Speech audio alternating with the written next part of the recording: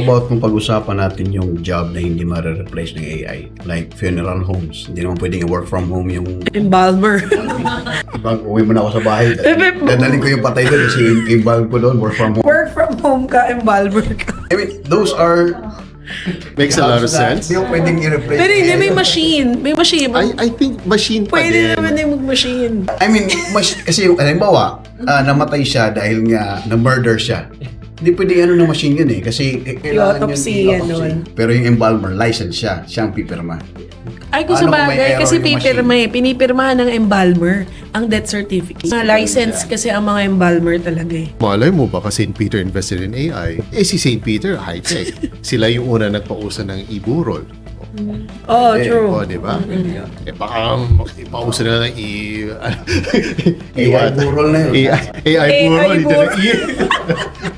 Diba? Hindi na i-burol eh. AI burol na.